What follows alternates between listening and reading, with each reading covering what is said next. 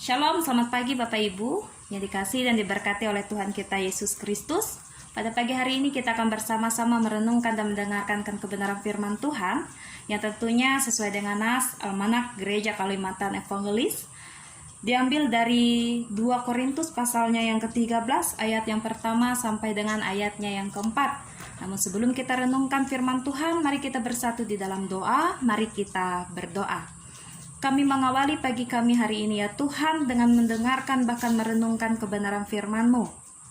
Biarlah kami boleh diberkati oleh-Mu, agar melalui kebenaran firman-Mu ini kami boleh sungguh-sungguh percaya kepada Tuhan.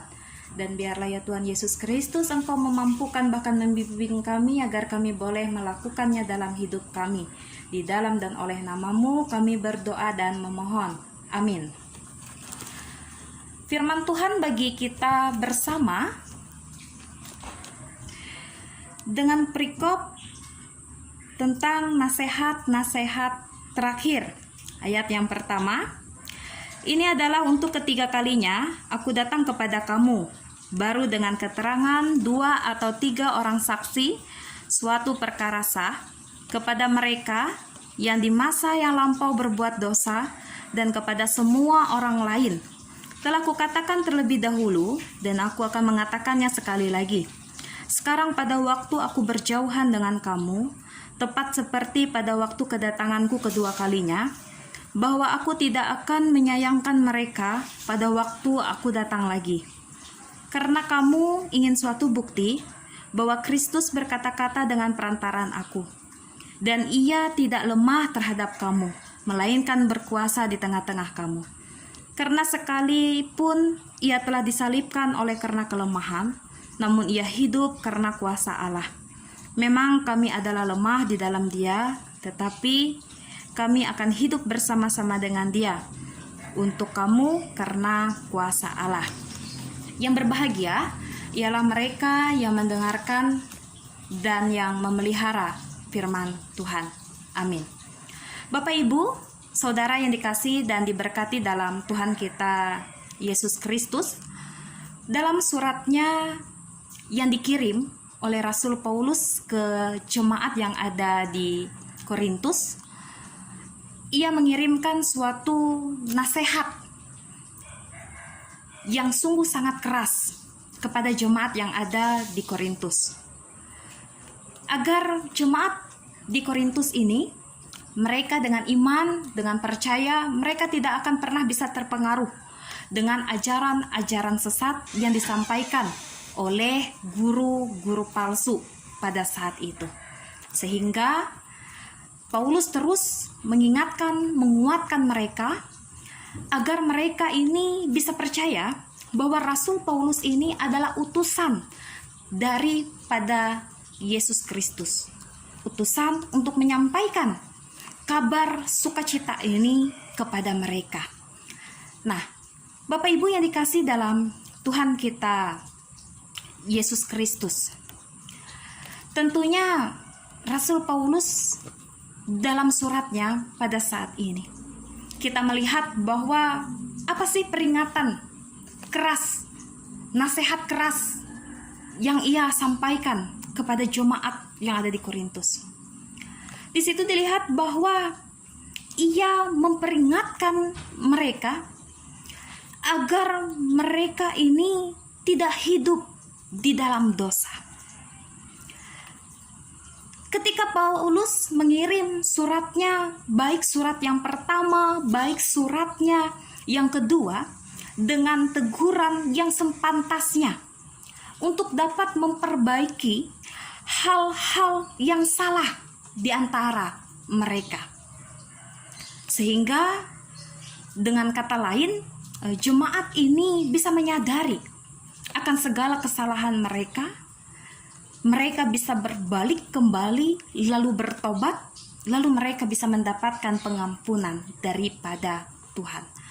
Nah, Bapak Ibu yang dikasih dalam Tuhan kita Yesus Kristus, jemaat yang dilayani oleh Rasul Paulus ini, bahwa tidak semua jemaat bisa menerima dengan baik apa yang ia sampaikan. Tetapi di sini kita dapat melihat, kita dapat percaya bahwa Tuhan kita Yesus Kristus bisa memakai siapa saja untuk menjadi alat di tangannya untuk menyatakan setiap kehendaknya bagi setiap orang menurut kehendak daripada Dia. Ada 3 hal yang boleh kita sama-sama renungkan pada saat ini. Siapapun kita yang pada saat ini yang melayani Tuhan, yang diberikan talenta oleh Tuhan untuk dapat melayani Dia, untuk dapat melayani sidang jemaatnya. Baik para pendeta, baik para penetua diakon, guru-guru sekolah minggu, pekabaran Injil, ataupun guru-guru agama, ataupun siapa saja yang bekerja di bidangnya masing-masing. Dalam posisi melayani, ada 3 hal yang harus kita ketahui. Yang pertama ialah pekerjaan ataupun pelayanan itu bukanlah suatu pekerjaan yang gampang, bukanlah suatu pekerjaan yang mudah, namun juga tidak terlalu sulit. Jika kita mengandalkan kuasa Tuhan yang boleh memampukan kita untuk dapat melakukannya. Lalu yang kedua, di dalam melayani dalam bentuk apapun juga, jikalau semuanya itu berkenan di mata Tuhan, maka seberat apapun rintangan tantangan yang akan kita hadapi, niscaya kita akan bisa melewati semuanya itu dengan perkenaan daripada Tuhan. Lalu yang ketiga, yang harus kita pegang pada saat ini, yang harus jemaat di Korintus tahu tentang prinsip salib Kristus. Ini yang harus senantiasa kita lakukan. Dalam artian, di dalam setiap keadaan, di dalam setiap kesulitan hidup, kuasa dan penyertaan daripada Allah itu akan senantiasa dinyatakan. Nah, oleh sebab itu, karena pada saat ini kita bukan menunggu kedatangan Paulus seperti jemaat yang ada di Korintus. Akan tetapi pada saat ini kita menanti kedatangan Kristus. Maka daripada itu, kita harus senantiasa menanti dengan sungguh-sungguh, dengan mempersiapkan diri kita masing-masing untuk menanti kedatangan Kristus ini yang boleh datang sebagai juru selamat kita pada saat ini. Oleh sebab itu, jemaat yang ada di Korintus, mereka menginginkan suatu bukti bahwa Kristus berkata-kata dengan perantaran aku, dan Ia tidak lemah terhadap kamu, melainkan berkuasa di tengah-tengah kamu. Mereka menghendaki suatu bukti. Apakah benar Rasul Paulus ini adalah utusan daripada Allah? Oleh sebab itu, ia menghendaki, dikatakan di ayatnya yang kelima, ujilah dirimu sendiri, apakah kamu tetap tegak di dalam iman? Selidikilah dirimu, apakah kamu tidak yakin akan dirimu bahwa Kristus Yesus ada di dalam diri kamu?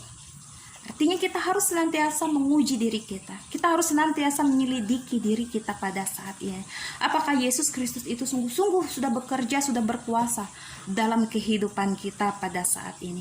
Oleh sebab itu, Bapak Ibu, saudara-saudara yang dikasihi dalam Tuhan kita Yesus Kristus, biarlah pada saat ini kita boleh belajar dari jemaat yang ada di Korintus, bagaimana kepedulian yang dimiliki oleh Rasul Paulus untuk dapat mengingatkan mereka agar mereka ini tidak terus hidup di dalam dosa, tetapi mereka bisa menerima Yesus Kristus dalam sepanjang kehidupan mereka.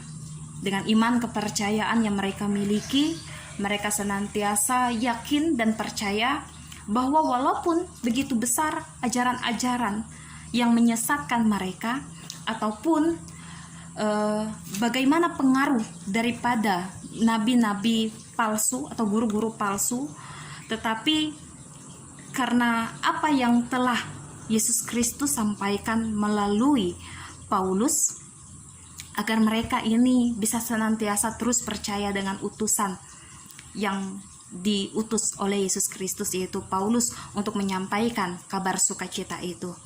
Maka mereka harus senantiasa bisa membuktikan untuk diri mereka sendiri, mereka harus bisa menguji diri mereka sendiri, sehingga mereka ini bisa hidup dengan baik, dengan percaya, dan dengan melakukan hal-hal yang baik sesuai dan seturut dengan perintah daripada Tuhan.